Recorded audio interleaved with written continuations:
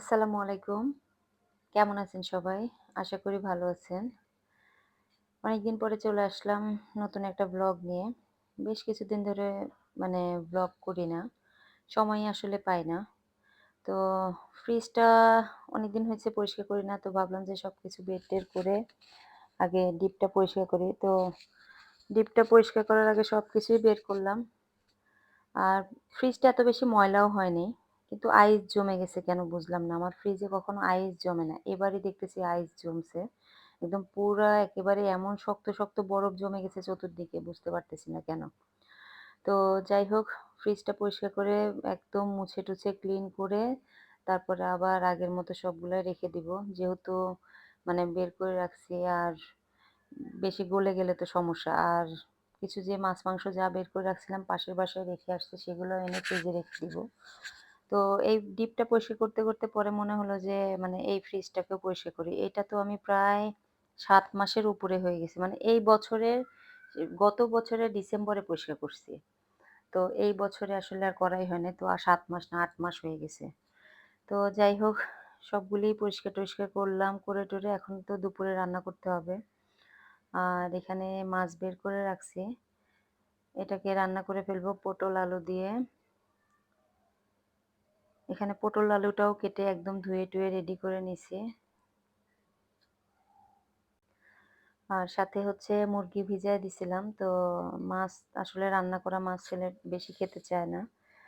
মানে একদম ফ্রাই মচমচা করে ফ্রাই করলে তখন খেতে চায়। তো ওর জন্য মুরগি কয়েক পিস ছিল মানে রোস্টের জন্য তো ভাবলাম যে এটাকে একটু ভুনা করে দেই।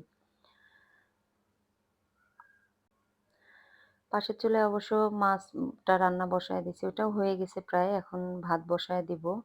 আর এপাশে মুরগিটা যখন হবে তখন আবার মানে সে বেশ কিছুদিন আগে যে অ্যা মানে লাউয়ের খোসা রেখে দিছিলাম, সরি।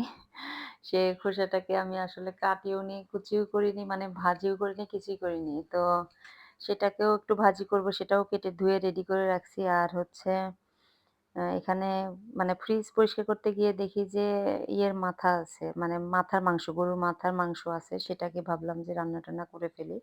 এক চুলায় ভাজি বসায় দিছি। আর আরেক চুলায় এই তো মাংস বসায় দিছি। এদিকে আদা রসুন যেহেতু মানে বের করছি এক বাটি, সেহেতু ভাবলাম যে ছোট, ছোট বাটিতে করে উঠায়ও রাখি। আর এই তো কি একটা অবস্থা। মেয়ে মানুষের কাজ করতে, করতে একদিক দিয়ে করি আরেক দিক দিয়ে মানে আবার করতে হয়। এই অবস্থা হয়ে গেছে। এই তো আদা রসুনগুলাও অবশ্য উঠায় রাখতেছি। কারণ এতগুলা তো আর একবারে বের করে রাখবো না। একদিক দিয়ে কাজ শেষ করি, আরেক দিক দিয়ে আবার নতুন একটা কাজ জমে যায়। মানে কেমন যে অবস্থা। আর এখানে ফ্রোজেন কিছু সমুচা সিঙ্গারা ছিল। তো ভাবলাম যে ছেলেকে মানে ভেজে দেই। আর এদিকে একটু তাল ছিল। তাল মানে রেডি করাই ছিল। সেটাকে এখন একদম ঘন করে ফেললাম। তো এভাবেই খাবো আমি। তালের মধ্যে শুধু দুধ আর নারিকেলই দেওয়া হইছে। তো যাই হোক, এই তো ফ্রিজের পরিষ্কার করে সবকিছু ঢুকাই দিছি এটাও। এক কাজে ২ কাজ হয়ে গেল। মানে একটা পরিষ্কার করতে গিয়ে আরেকটা হয়ে গেল। তো আজকের মতো এ পর্যন্তই। আল্লাহ হাফেজ। আসসালামু আলাইকুম।